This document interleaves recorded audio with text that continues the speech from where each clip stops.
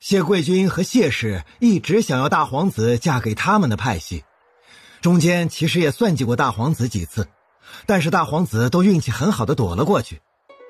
大皇子从10岁生辰后就再没有回过镇国将军府，表面上大皇子从来没有表现出来什么，但是明眼人都能看得出来，大皇子对他们并不喜欢。大皇子小时候身子一直不好，陛下又对他格外宠些，毕竟大皇子是女皇陛下第一个孩子呀。副统领的意思是，大皇子和谢贵君和谢氏一族有矛盾，所以昨日才故意把妻主掠走，设计嫁给妻主，摆脱他们的掌控。二策君猜对了一半吧，大皇子想来也是试探苏女君值不值得她嫁吧。陛下之前也不是没有给大皇子选妻主，只是和大皇子接触过的女子不是受到惊吓，就是死活不愿意娶。陛下其实也猜出来一些，但是大皇子又自晓得他喜欢，也就睁一只眼闭一只眼了。杨千寻听到这里，手紧紧地握着。他现在终于明白阿瑶昨日回来后那种紧张感了。他怕也是受到了惊吓，为了不让他们担心，所以什么都没有说。多谢副统领告知。我并不知道大皇子到底发生了什么，但是在我眼中，大皇子从未做过过分的事情，所以苏女君真的想要娶大皇子也不是什么坏事。我今日如此说，也是让你们多注意一些。副统领，你如此为我家妻主，你要不要嫁给我们妻主啊？她可是心地善良又温柔，从来不打骂我们，也不管我们在外行事，是特别好的女子呢。你要不要考虑考虑？顿时场面冷清了。杨千寻看了眼陆元景，心想，你这孩子问的挺直接的，要是崔阳拒绝了，阿瑶事后知道会不会伤心啊？我父亲在苏女君取得4个上等的时候就已经入宫求陛下给我2次婚了，但是当天桓夫子、袁尚书、陈大人还有荀老夫子也都去求陛下赐婚了。今日早朝过后，也有世家陆陆续续找陛下赐婚。接下来轮到杨千寻和陆元景呆住了。阿瑶好给力啊，他说今早怎么那么多帖子要嫁给阿瑶的，原来他们都打好算盘了，找女皇赐婚直截了当，那他们还送什么帖子过来？那陛下什么意思？陛下说明日宫中的宴会让他们都自己带着儿郎，让苏女君自己选。崔阳看着2人灰败的脸色，直接打趣，哈哈，你们是怕苏女君把人都带回来失宠呢？副统领，要是阿瑶能把人带回来也好说，关键怕他是一个都不带，把这些世家得罪得死死的。这次轮到崔阳吃惊了，这世间竟然有不好男色的女子。副统领，你可知道为何阿瑶后院只有我们3个？府中井并没有侍者和小侍这些，我和侧军们的陪嫁，他也是一个没有收入房中的。他身子不行？那倒没有，他身子很好。阿瑶，他的本意就是打算按照朝廷规矩办事的，多余的郎君对他来说他很抵触。他说他只找他喜欢的，也喜欢他的。哈哈，苏女君这想法很出众啊，挺好的。这世间还有这么有趣的女子，他喜欢的，喜欢他的。这世间男子在嫁人方面本就弱势，他只要把人娶了，家财权利什么都有了，还要所谓的感情。再说女子对男子又有几分真心实意，她确实是存了一些心思，她已经到了必须嫁人的年纪，父亲也特意给她说过，如果她再不选出自己想嫁的，女皇就直接给她选上一个赐婚了。之后她想到苏月瑶，想到她对她郎君们的态度，还有那些狡猾的小心思，她觉得她和世家大族培养出来的女子不同，就格外的关注了2分。她确实不知道父亲会直接求陛下给他们2个赐婚，父亲为了她能嫁出去，连主君之位也不要了，娶她的女子将来和她的孩子必须要姓崔。崔家是历代女皇的敬畏，崔家已经有100年没有生出一个女子，这前些年还好，有女子为了身份地位愿意嫁过来，但是这几年几乎是没有了。再说她的名声，凤都官员之家的女子见到她又都害怕，不敢娶她。如今算起来，苏月瑶也是她的首选，所以她才来和苏月瑶相处1、2，看看到底合适不合适。最后3人没有再说什么，一直到下人过来说晚上好了，三人才一起去了膳食厅。这边苏月瑶换好衣衫，就去了陆远一的屋子，发现他的身子已经好多了，最起码脸色不那么苍白。远一，你身体好些了。今日副统领来府上用膳，你要和我们一起用膳吗？崔副统领，他来了。苏月瑶就简单的把刚刚的事情说了一遍。我和你们一起用膳吧。那我们走吧。等两人到了膳食厅，看见三人已经落座。大哥，内伤还严重吗？我没事了，诸君、副统领。阿瑶，快入座吧。杨千寻一直给苏月瑶布菜，陆远义也会给苏月瑶夹菜，整个画面很是温馨。千寻，我吃好了，你快吃吧。好的，阿瑶。远义，你伤还没有好，多吃些清淡的，等你身子好了，再让厨房做些你爱吃的。谢谢旗主。旗主，我的呢？这个你喜欢的，吃吧。旗主你偏心，明知我不喜欢青菜。远景，远景，你平日只喜欢吃肉菜，青菜也要吃，这叫营养均衡，赶紧吃了。陆远景嘴上说着苏月瑶偏心，但是还是拿起筷子把苏月瑶夹的菜都吃了。副统领，不知道厨房做的这些你喜欢不喜欢？要是不喜欢，可以让厨房再做些送过来。多谢苏女君好意，我都可以，饭菜很好吃。崔阳看着几人的相处，心里对苏月瑶更好奇了。他会专门提前给主君夹好菜留着，他刚刚还以为那些是他喜欢吃的。他会记得他的郎君每人的喜好，而且他们之间一直相处得很平和。日常这么体贴的女子，他要是错过了，怕是再难找到了。等几人用过膳后，崔阳直接对着苏月瑶说道：苏女君，在下有些话想单独和你说。苏月瑶愣了一下，他和副统领有什么要单独说的话？杨千寻他们很明白，如果苏月瑶娶了崔阳，只有好处没有坏处。崔阳是禁卫军副统领，权力是真大，能第一时间知道很多事情，以后即使杨家、谢家要对付他们也能先知道一些，提前防范。阿瑶，刚用过膳，你和副统领去院子里走走消食。哦，好吧。两人静静地在院子里散步。苏女君，从昨日你得到4个上等后，那些世家进宫让陛下给他们家中儿郎和你赐婚的，大概有10几家了吧？苏女君想如何应对？10几家？今日下午怕是也有。明日的宴会其实说到底也是为你设的，陛下不知道给你和谁赐婚，又不想让那些世家多想，准备明日让你自己选。苏女君很有魅力呢，想来他们都是世家大族选出来的公子，才学、性情、样貌怕是都不错呢。这陛下就是狗啊，不做人呢。是他让他出风头的，他要不是为了保全芊芊的主君之位，他会那么拼吗？多谢副统领提前告知我。那苏女君要如何谢我？今日我可是给你主君说了很多事情，包括你要娶的大皇子。明日谢贵君和谢氏一族不会想要你娶大皇子的，想来也会出手。他不是钮钴禄氏，那个疯批大皇子他也不是想娶啊，为何最后是他们对他出手？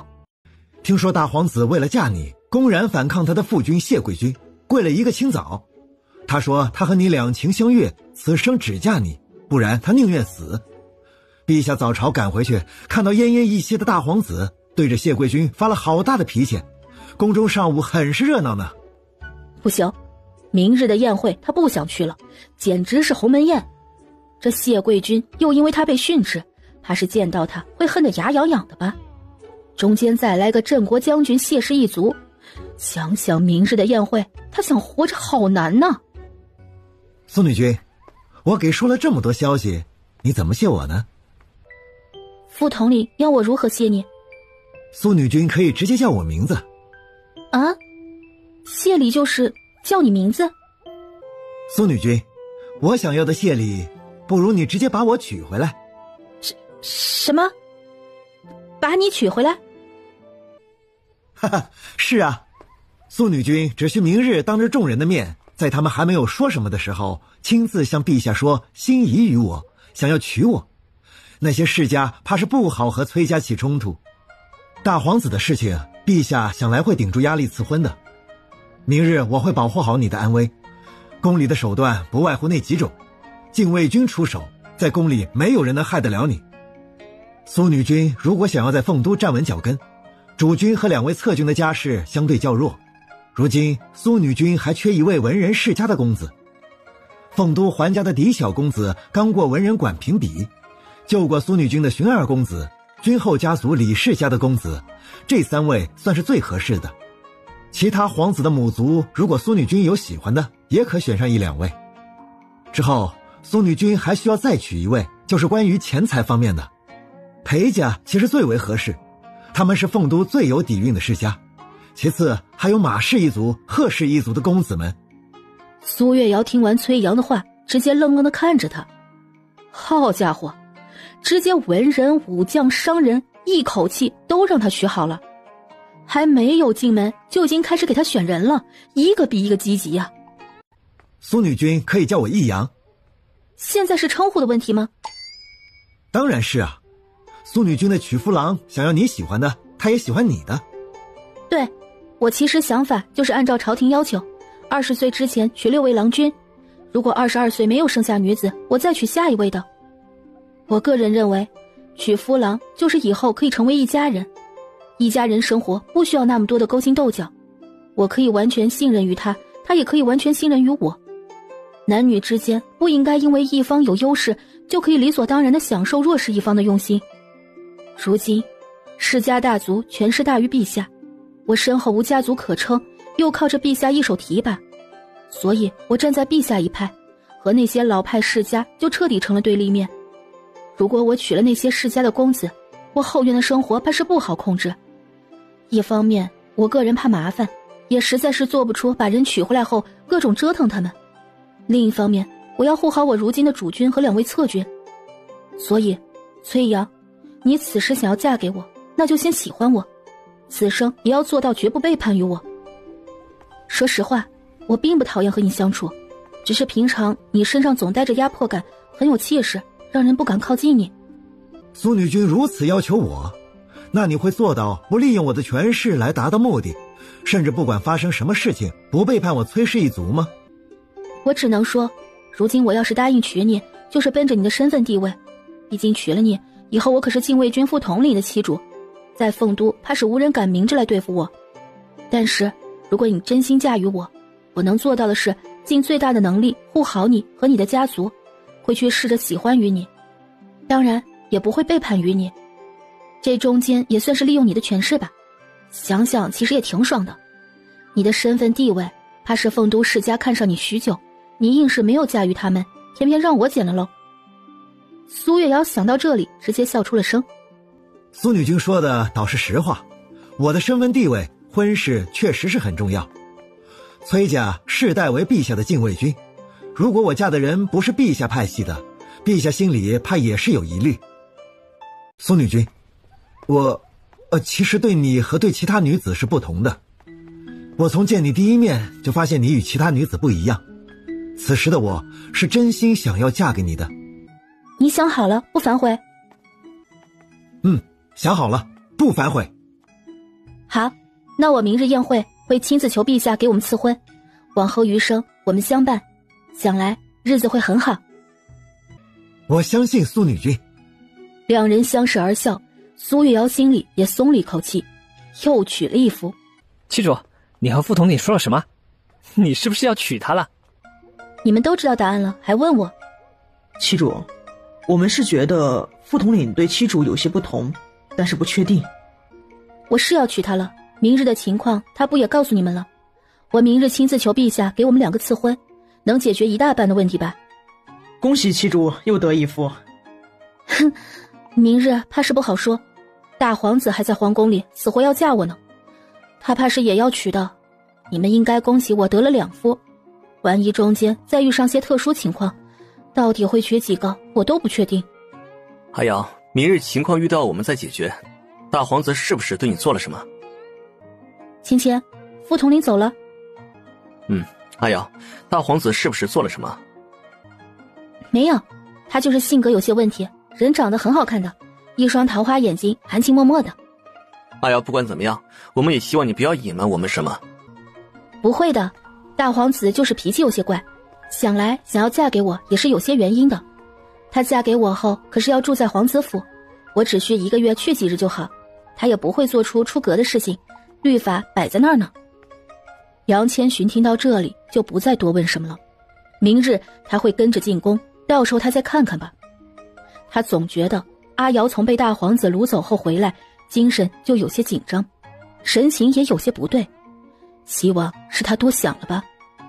马车到了宫门口时候，苏月瑶打开车窗，发现前面有很多辆马车。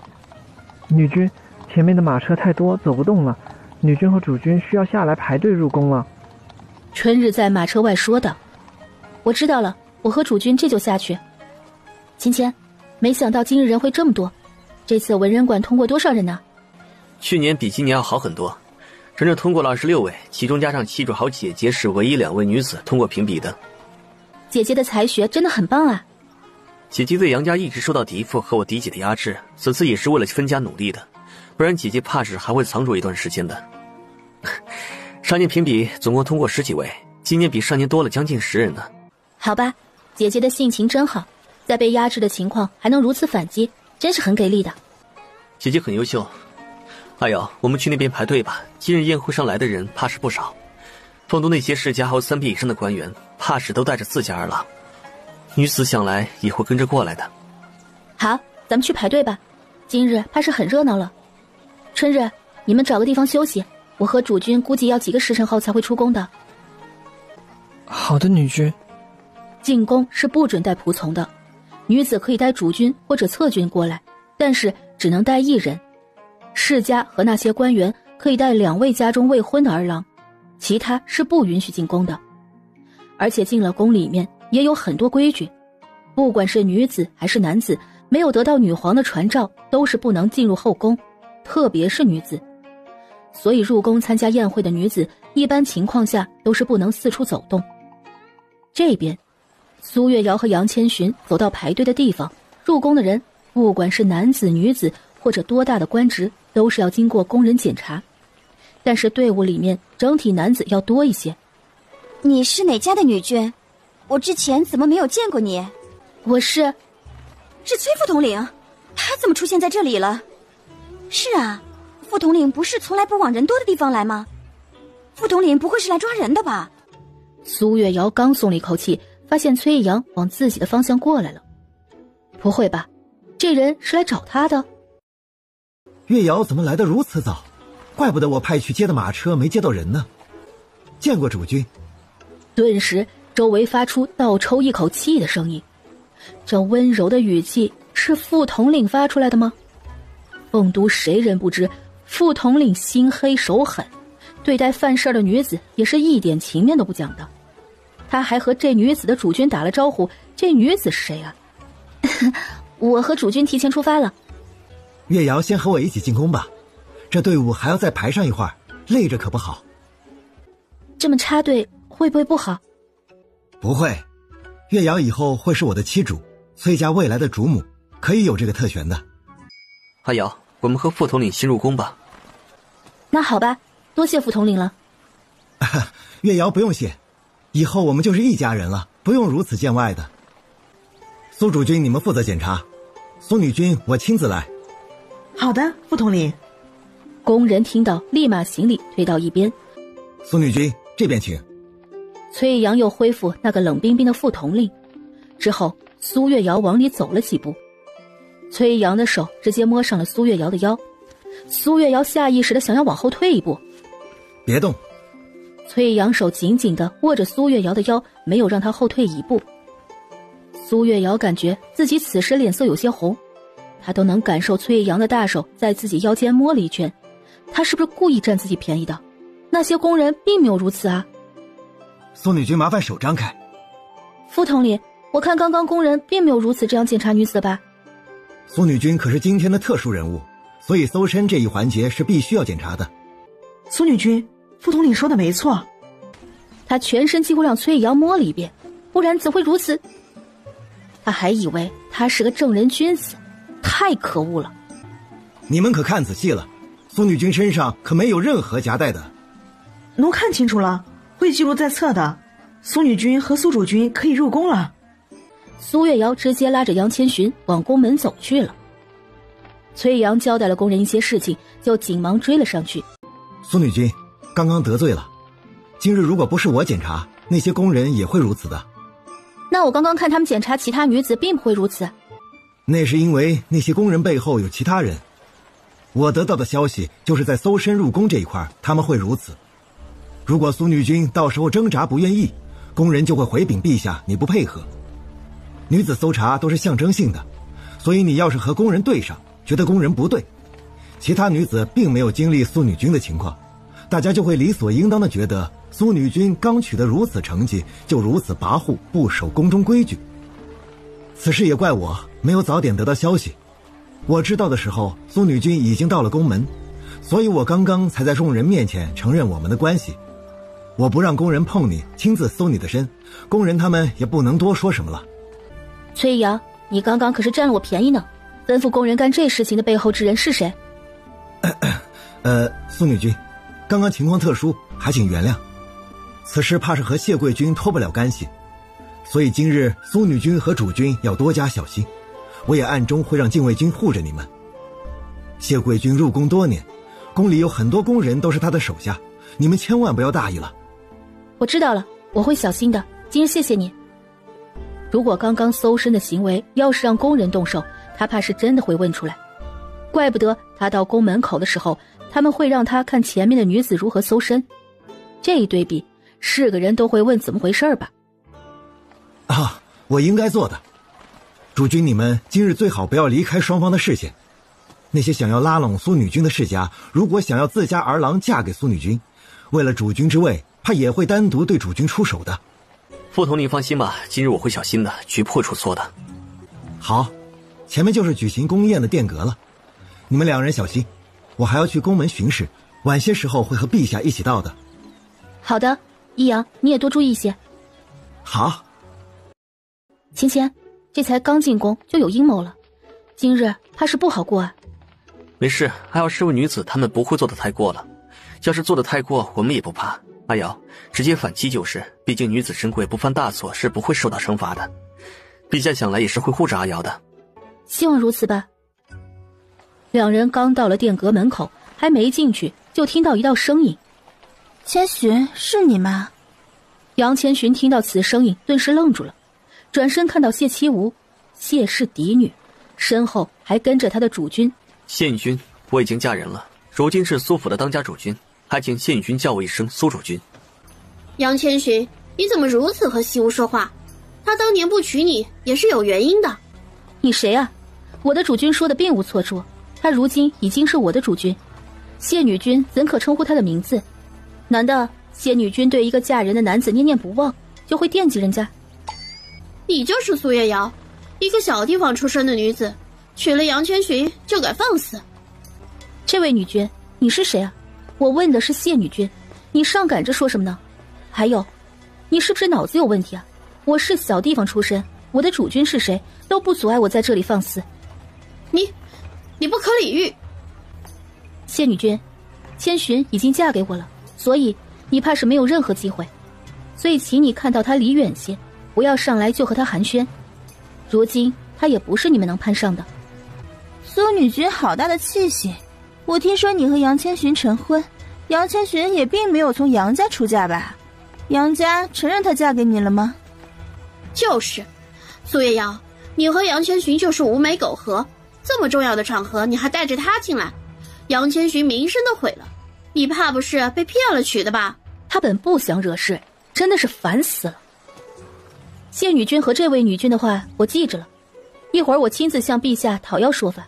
还有这位女君，千寻的名声之前郑家已经承认是他们陷害的，所以你公然侮辱于我们，今日怕是不好善了呢。我是实话实说，怎么就侮辱你了？我乃兵部侍郎魏家的嫡女，还不能说你了？魏家女君，我记着你了，咱们一会儿让陛下决断如何？苏女君，我们只是口舌之争，一点小事就闹到陛下跟前，怕是不好吧？有何不好？魏女君从见我就各种嘲讽不喜我。今日这宴会是为了文人馆评比过的文人举办的，我也是其中一员。他如今如此侮辱于我，我觉得我不配进这个殿阁呢。要不我直接离开。女皇要是问起来，咱们都如实说就是了。允堂，给苏女君和她的主君道歉。七武姐姐，我不要。谢七无直接一巴掌打了上去。我再说一遍，给他们道歉。你刚刚那些话要是传到陛下耳朵里，怕是会连累你父亲母亲，你可想好了？对不起，苏女君，我说错话了。魏女君，我主君的道歉呢？苏主君，对不起。魏允堂道完歉，直接捂着脸跑了。苏月瑶看着跑的魏允堂无语了，他怕是恨错人了，打他脸的又不是他。苏女君，你很好呢，我记住你了。记住我挺好的。还有刚刚谢女君说我和千寻成亲问题，我觉得你也挺蠢的。上一个说这个问题的郑女君，如今是不是还在女楼里呢？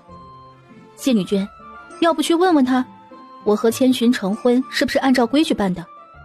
杨家鱼目混珠般的眼睛，不喜千寻和嘉洛姐姐，如此眼瞎的家庭，千寻要是从这里出嫁，我还觉得会降低千寻的智商呢。后面刚进殿阁的杨家众人，他们刚到就被人说成眼瞎了。杨佳琪听到刚想理论，就被养母拉着。杨家罗看着被苏女君护着的千寻，嘴角带着淡淡的笑意。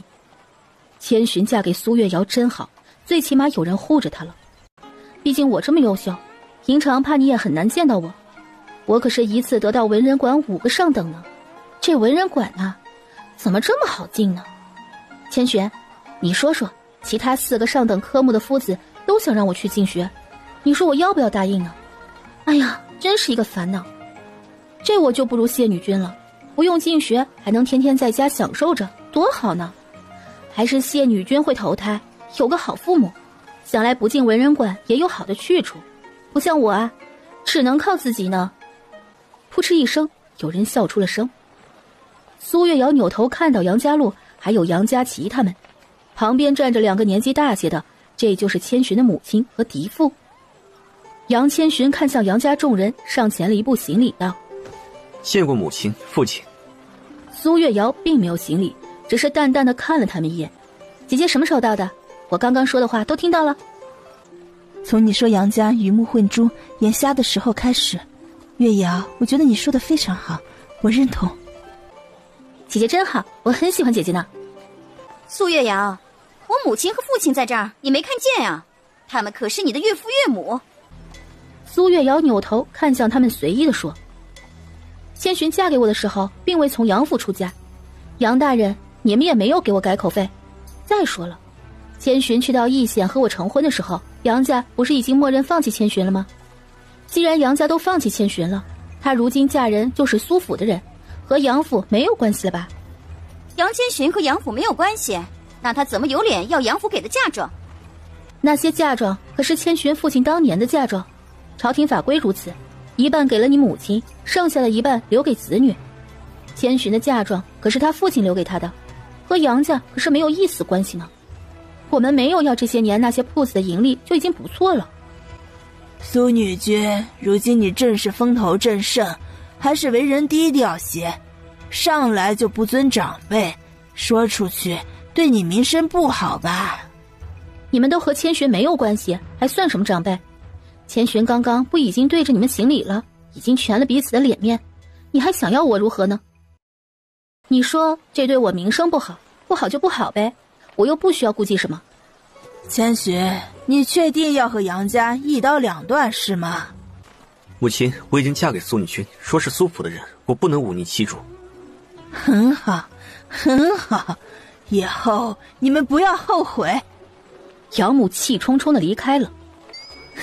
月瑶，别看了，在你和我说话的时候，谢七无就已经离开了。好吧，我以为他还会再找会儿我麻烦呢。月瑶，你真厉害啊！我母亲可是从来没有吃过亏，今日在你面前可是掉了脸面了。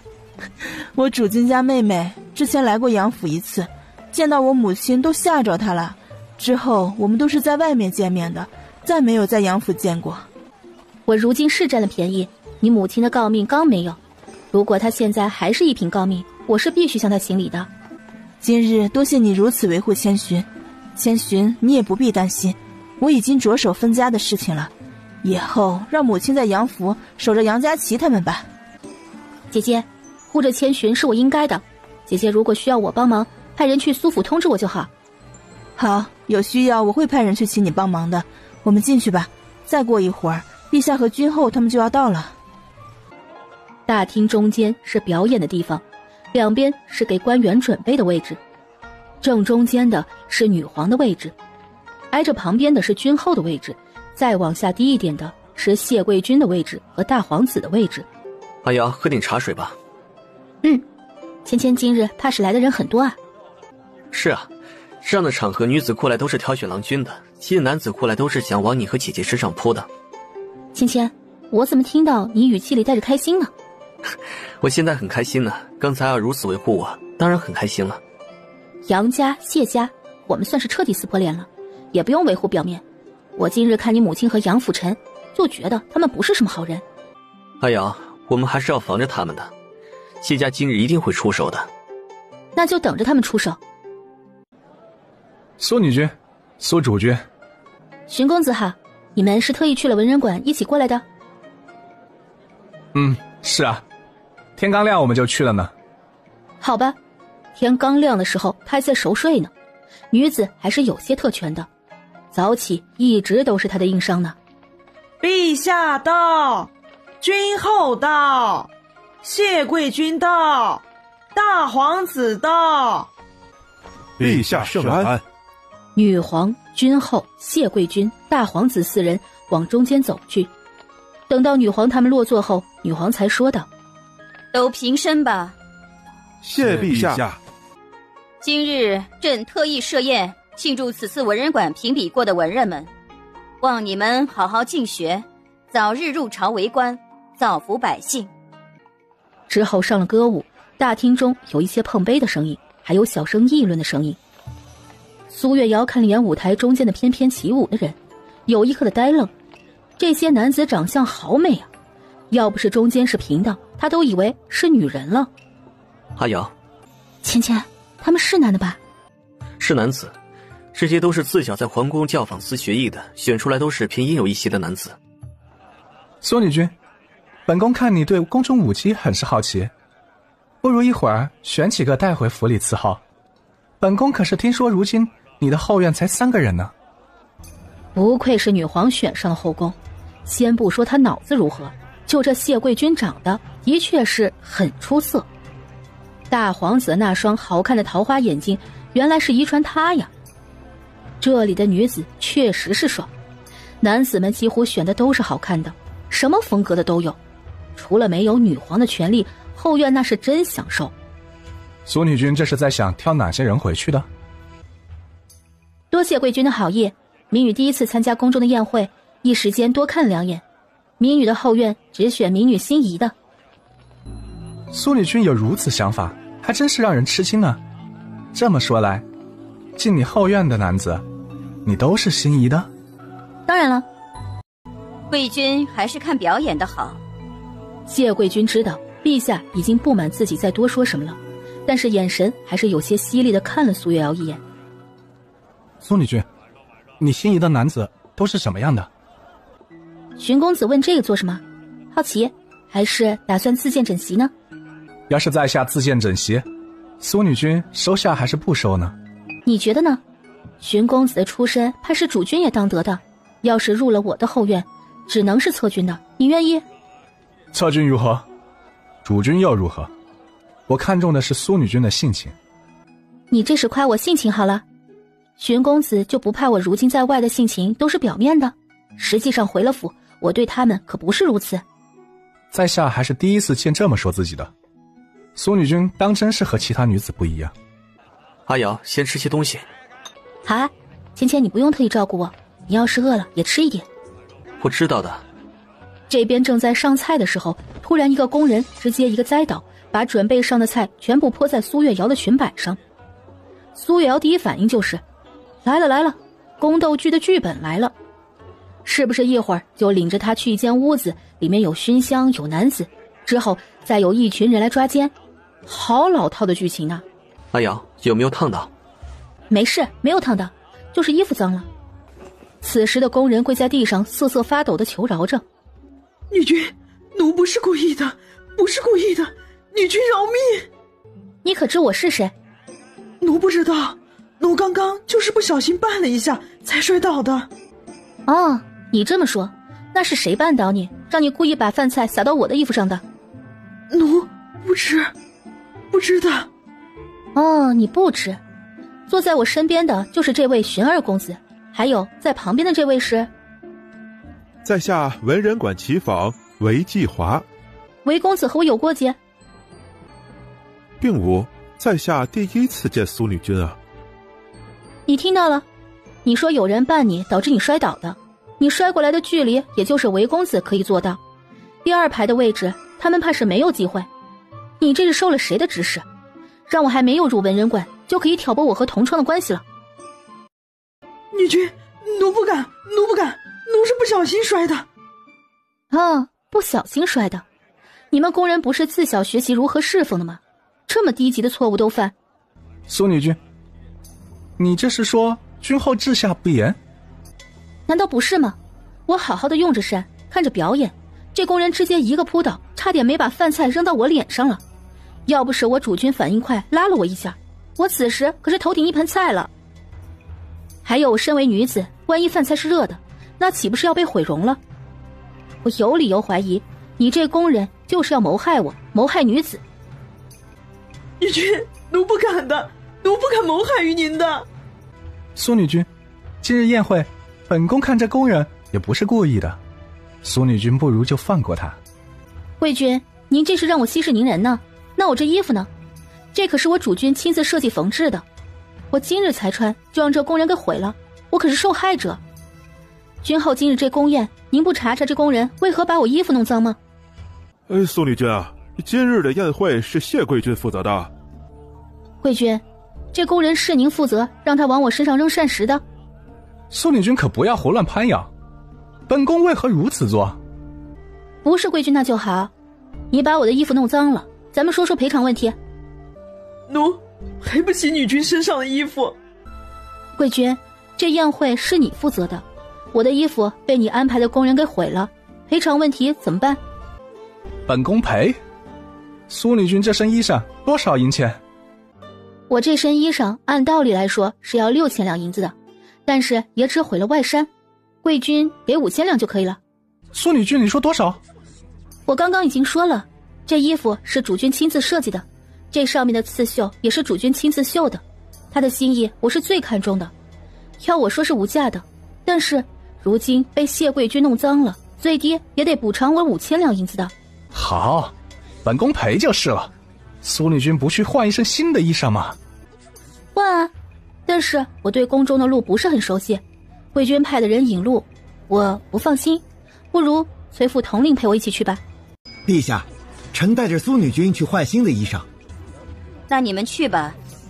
陛下，要是崔副统领陪着苏月瑶去换衣衫，他的计谋就全毁了。他还搭上了5000两银子，他要气死了。贵君今日之宴会出这纰漏，以后协理后宫的公权还是交由君后打理吧。陛下，我去就回，放心。苏月瑶和崔以阳出了大厅，往旁边的偏房走去。苏女君今日表现得很好，不仅坑了谢贵君的银钱，还让他失了公权。哼，那工人一看就是故意的，如果让他领着我去换衣服，不是房间里有问题，就是衣服有问题。如果他在里面安排一个男子点上驻情的香料，我要是干了什么，今日啊怕是不好过了。要是把伎俩动到衣服上，也会让我丢人。不管如何，都会让我名声受损。陛下再给我赐婚大皇子就比较难了，不是吗？没想到苏女君对宫里的手段如此了解啊。呵呵。苏月瑶干笑2声，没有解释。那名工人我以后会亲自去审。苏女君想知道到底是背后如何做的吗？不用猜，谢贵君的嫌疑最大，陛下不也猜出来是他了吗？不然他的公权哪那么容易夺的？陛下意思不也告诉我，不要再追根问底了吗？苏女君想得很透彻啊。但是副统领还是要审审的，再去告诉陛下，正好还能再拔下谢贵君几个人手。这次呀，谢贵君怕是要气死了呢。好，就按照苏女君的要求办。多谢。两人相视一笑，走到一间女子换衣的屋子。崔阳并没有让崔女君直接进去，而是派了2名禁军进去检查看看有没有危险。苏女君，一会儿你换上这身衣服吧。你还准备女子的衣衫？苏女君进宫前应该准备好了2身衣服，但是如今宫中情况不明，那2身衣服苏女君还是不穿的好。我明白了，那就多谢了。不用谢。去检查屋子2位禁军出来，对着崔阳摇了摇头。苏女君，你进去换吧，里面很安全。好的。苏月瑶进去就感觉一阵风吹过，她直接被人抱在怀里，嘴还被捂住了。她刚想要挣扎，耳边就传来一阵冷沉沉的嗓音。2日不见，苏女君又要添新人了？这崔一阳不近女色的，苏女君说说怎么把他弄到手的？苏月瑶抬头看向脸色不是很好的大皇子，发出呜呜的声音。这位大哥怎么也出来了，还能成功的避开崔阳进来，这武功简直了呀！他才发现他找的郎君都是会武的，身体能力都是一绝呀。他是不是为了他的腰再找些不会武的呢？你在想什么？没想什么，没想什么。大皇子啊，副统领还在外面等着我呢，你能不能先放开我？大皇子，一会儿陛下赐婚你我一定当着陛下的面保证会对你好的，行不行？我听说你为了要嫁我又跪了好长时间，腿可有受伤，你别怪我娶其他人，我如今只娶了3人，按照规矩我还要再娶的，法规我也没有办法抵抗的。哼，你们女子多薄幸，还说法规如此，哼，虚伪。我虚伪。那个大皇子，要不找一个不虚伪的成亲？苏月瑶，你既然要娶我，就不准反悔。下次敢把本皇子推出去，本皇子就不推了，坚决不推了。大皇子能否让我先穿衣服？我再不出去，副统领就起疑了。记住你说的话，哼！大皇子说完，一个闪身消失了。苏月瑶换好衣服，出了房门，走到崔阳身边：“我们回去吧。”怎么这么久？没有发生什么事情吧？没事，就是穿得慢了些。哟，苏女君回来了，我们在玩击鼓传花，你主君今日运气好极了，连着接到2次。能给我解释下击鼓传花怎么玩的吗？苏女君看到前面的鼓了吗？我们轮流敲鼓，传递花球。谁要是接到了花球啊，就要按照敲鼓的人的要求展示才艺。如果不想展示才艺呢，那就要罚酒1杯。苏主君刚刚喝了1杯酒，所以看着脸色有些红润呢。苏月瑶听到这里还不明白的，这是针对杨千寻设的局，这些怕都是谢家或者杨家派系的公子，看他们的打扮还有头上的发冠，都是些未成婚的公子。原来如此，你们让我的主君参加，彩头是什么？苏女君说笑了，我们就是一起玩玩，并没下什么彩头。哼，没有彩头，你们还有脸和我主君玩？想看我的主君才艺展示，几位怕是不够格的吧？苏女君，你是觉得本宫和陛下也不能看你主君的才艺了？那是当然的，男子驾驭女子，他们可是女子的所有物，没有经过妻主的允许就随意展示才艺，他们守的难得呢？难道谢贵君还能不经过陛下允许就给我舞上一曲？要是如此，谢贵君打个头阵，我就不拘着我主君了。你，苏女君，你放肆！哼，主君还不过来？那杯酒怕是加了料，真是卑鄙！你们都是哪家的公子？一个个未婚的公子要求我的主君参与，谁组织的？我们只是玩闹一下，没有其他的意思。没有其他意思？在场的这么多已婚郎君，你们不叫，就趁着我不在场欺负我的主君？欺主我们是，只是刚刚我写了一幅字，千寻没有展示其他的，欺主别生气。杨千寻看着场面逐渐冷了下来，这些公子又都是有背景的，阿瑶不能因为他全部得罪了。苏女君，一个主君而已，发这么大火，至于吗？谢女君组织安排的，还是谢贵君要求的？苏女君，我们只是想看看当初的才子榜首的杨公子有何才艺，你要是不愿意，他不参与不就可以了？何必咄咄逼人呢？哼，谢贵君也是这个意思？都是公子们间的玩闹，苏女君何必小题大做呢？苏月瑶直接扶着杨千寻坐了下来，把身上的荷包递给杨千寻后，他直接走到大厅中间跪了下来，对着女皇说道：陛下可否说说我为何要参加文人馆此次所有科目的评比？女皇看着跪着的苏月瑶，脑门突突的，这苏月瑶又要搞事情了。苏女君本意是不想参加此次的评比，朕会特旨让她入文人馆画舫的。朕觉得苏女君画技了得，本想赐婚大皇子给她当主君的，只是苏女君不愿意一直跟着她的主君降为侧君，就给朕打赌，她靠自己的努力取得文人馆7门评比中等以上，赌注就使她全部通过后，朕不得动她主君的位置。顿时整个大厅的人都看向苏月瑶。苏月瑶取得那么多上等，只是为了保全她主君的地位，更甚至她竟然不要皇子当主君。大厅的男子们一部分更是羡慕地看向杨千寻，他是有多好，让苏月瑶如此保全他，任何一个世家女都不敢做出的承诺，这中间还牵扯着子嗣问题。如果以后苏月瑶没有给他生下子女，那么苏月瑶的后代可都是庶子庶女了。庶女是能记在主君名下，但是苏月瑶以后娶的公子家世都不低，那些公子如何会让自己的女儿记到主君的名下？各位还觉得我的主君只是一个主君而已吗？刚刚是谁让我的主君参加的？站出来！还有，你们几个既然一起参加了，不如也都给在场的人展示展示才艺，提前让在场的女子好好看看，要不要去？陛下，他们如此为难我主君，请陛下给月瑶一个说法。苏女君，你的主君刚刚也只是写了一幅字而已，何必闹得这么难看呢？我就是想闹得难堪。你们刚刚给我主君喝的到底是什么酒？要让我明说吗？苏女君，我等错了，之前一直仰慕杨公子的才学，才想邀他出来跟我们一起玩，我们这就给苏主君道歉。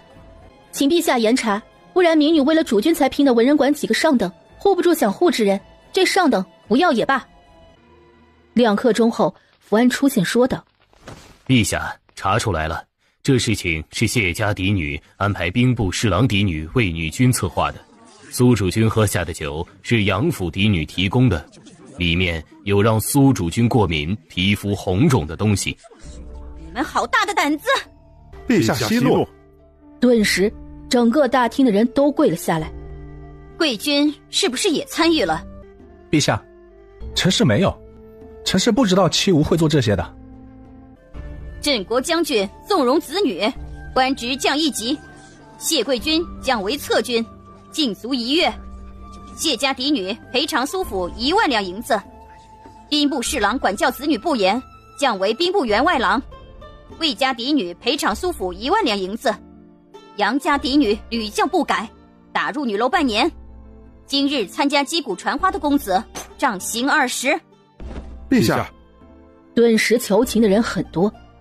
千寻，你救救你嫡姐，她不是有意的。母亲，对不起。母亲，嫡姐如此行为，可是奔着要千寻的命的，母亲为何如此偏心？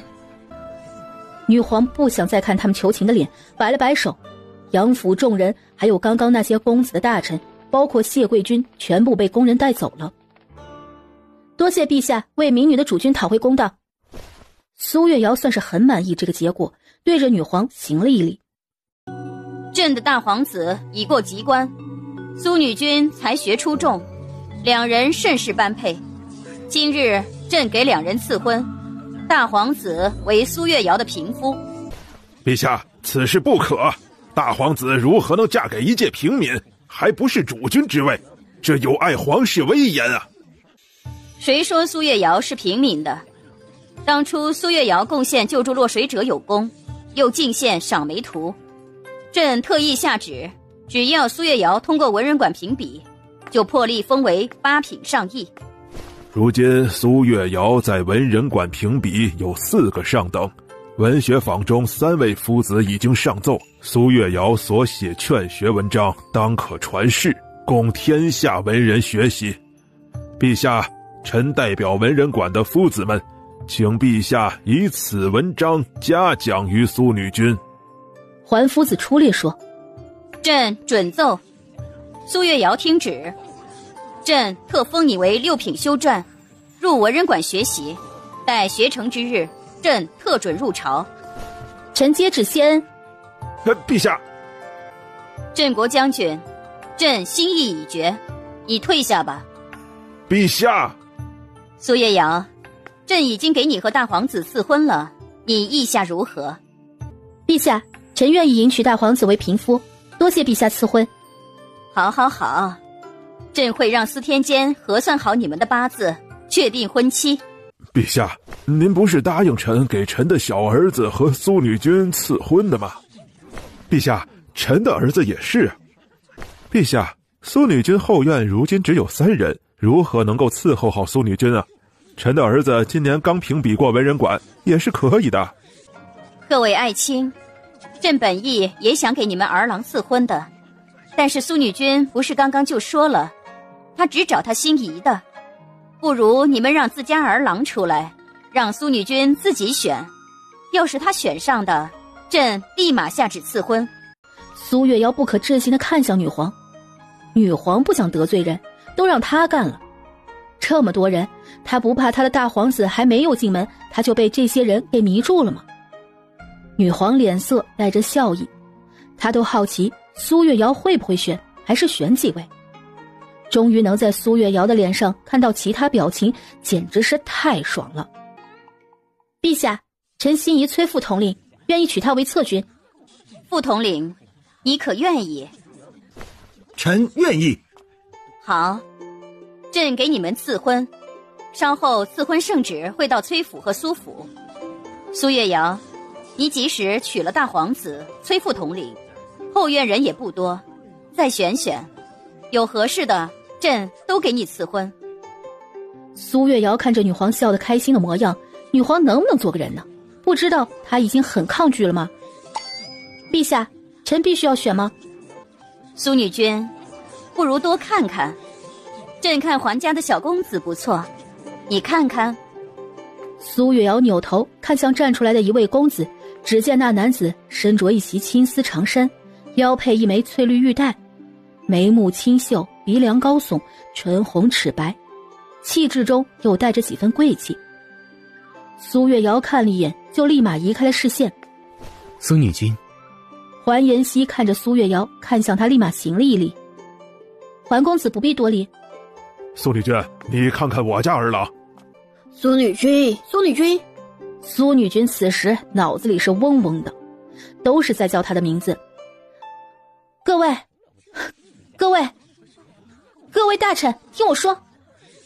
陛下，臣只想找心仪的人，今日我只是和各位大人家的公子第一次见，所以。你不娶夫，不会是因为家中主君不愿意你多娶吧？这男子怎可善妒啊？这位大臣，我的主君很好，他也有给我选侍奉的人选，是我不想选。难道今日各位大臣还非得逼迫我接受你们家儿郎不可？陛下，臣没那个意思，臣就是觉得苏女君有如此才学，这才想要把家中儿郎嫁与她。是啊，陛下，苏女君是凤都文人馆的多科上等，这如此难得，臣家中的儿郎也是倾慕于他，老臣才舍得下脸皮来求陛下赐婚啊。苏月瑶，你如今有官职，也要入文学馆进学，等你学成后要入朝为官的，多娶几家公子对你来说也是正常的。放眼凤都的世家女，哪个不是娶了10几个的，最少的也有6、7个。各位大臣，我的主君地位不会动，如果我娶了你们家的公子，他们的地位也只能是侧君，即使将来他们有孩子也是一样的。这样你们也愿意把他们嫁与我？苏女君，即使侧君将来有了女儿，你也不会动主君的地位？没错，如果我没有给我的主君生下女儿，即使将来我给侧君生下女儿，她的身份也只是庶出，或者是过继给主君。中间站着大臣和公子，一瞬间有好多位都坐了回去。各位大人，我之前已经娶了2位侧君了，他们家世没有你们显贵，但是你们也只能排在他们后面，入了我的后院就不能以身份压人。又有2位大人带着自己儿郎退出了。女皇坐在上面看着，眼神带着笑意。这苏月瑶的脑子还挺聪明的，一瞬间20来位大臣家的公子退了一大半，就剩下6、7个了，不简单呢。荀公子可愿意嫁给我？当然愿意。各位，我对你们并不熟悉，所以我……苏女君，请陛下给我和荀二公子赐婚。好。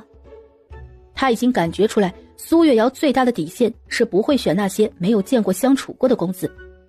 算了，来日方长。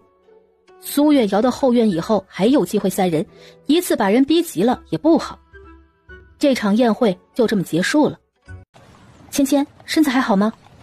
阿瑶，我荷包里有远一做的解毒丸，我吃过已经好多了。你母亲为何如此偏信嫡姐？真想不明白。我嫡父身份高，又会哄着我母亲。我母亲自小就喜欢嫡父的孩子，杨府庶出的公子，其命运都在嫡父手里。你母亲也不负责，要是真喜欢你嫡父，那就别娶其他人呢。娶了人家又生下你们，还不好好对你们。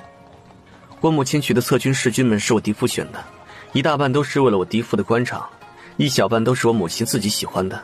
但是母亲也没有过分独宠他们，一直都在后院里很尊重嫡父的。嫡姐要入女楼，我母亲和嫡父怕是还会想办法把他弄出来。阿瑶，别说杨家了，以后杨家和我们没有关系。要是我姐姐能够顺利分家，把我父亲牌位带出来，阿瑶，我可以去给我父亲上炷香吗？当然可以，到时候我们一起去。阿瑶，谢谢你。既然你心里不是很痛快吧？杨千寻搂住苏月瑶说道。有种无法对抗皇权的无力感，还有感觉自己很渺小。那些世家大臣今日如此想把自己家公子嫁给我，大部分不都是奔着拉拢我，奔着我主君位置吗？这样将来他们也好利用我，提更多的要求。能真心想要嫁给我的又有几人呢？陛下要是让我全部带回来，我怕是连抵抗的能力都没有。但是阿瑶已经做得很好了，今日你让谢贵军、杨家、谢家还有兵部侍郎家都受到了处罚。芊芊，你心里应该也明白，这些处罚对他们来说也是轻微的，陛下也是顺着机会下的惩处，想要撼动他们不是一朝一夕的事情。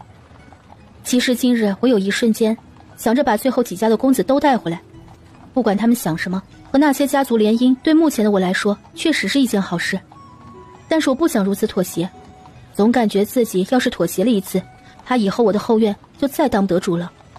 阿瑶，不管以后如何，我和远义、远景都会站在你身边的。崔阳我也和他说清楚了，他应该也是真心的。荀公子等有机会我再和他谈谈，大皇子那边等婚期下来我再和他商量吧。两人回到府上，苏月瑶直接带着杨千寻去了陆远义的房间，让陆远义给杨千寻看看。戚主，主君吃了解毒的药丸，已经压制住了，我再开张方子，主君喝2服药就好了。好，远义的内伤如何了？近日好多了，再休息2天就好了。说完，苏月瑶有些累了，就先回房间休息了。杨千寻特意留下来，把宫宴发生的事情给陆远义和陆远景说了出来。他们知道苏月瑶只娶大皇子、副统领和荀二公子后，都松了一口气。大皇子会住在皇子府，所以对他们影响不大。这荀二公子和副统领，他们也知道都是真心对妻主的，如此他们就放心了。一日一早，苏月瑶还没有睡醒的时候，杨千寻就出现在床边。阿瑶，赶紧起来，陛下的赐婚圣旨一会儿就到了。什么时辰了？陛下这么早就赐婚了吗？已经过了40不早了，陛下早朝都结束了。好吧，那我现在就起来。苏月瑶洗漱好，用过早膳后，赐婚圣旨就到了。只是让苏月瑶吃惊的是，女皇给了大皇子崔义阳和荀浩轩赐婚后，又给桓家的公子桓延熙赐了婚。苏月瑶听到愣住了，她不是只选了荀浩轩和崔阳吗？桓家为何会同时赐婚过来？阿瑶，旗主。杨千寻他们轻声叫着苏月瑶，示意她赶紧接旨。抗旨的罪名抵抗不了。臣接旨。内官，为何陛下会赐婚我和桓公子？苏女君，陛下说了，桓夫子素来有功于朝廷，他的小公子一直不愿意成婚，直到见过苏女君后，死活要嫁于你，还请苏女君体谅陛下的难处，接受赐婚，以后好好对待他们。对朝廷有功，女皇啊，你咋不把人给娶了，还推到他的身上？杨千寻立马把提前准备的荷包递给内官，说道：内官，我旗主一时没有反应过来，小小心意，请内官喝茶。主君客气了，奴就先回去复命了。芊芊，你这语气是不是觉得陛下今日赐婚就会多赐的？旗主，那么多大臣想要赐婚，陛下能顶住压力，只给你多赐婚一个，其实已经不错了。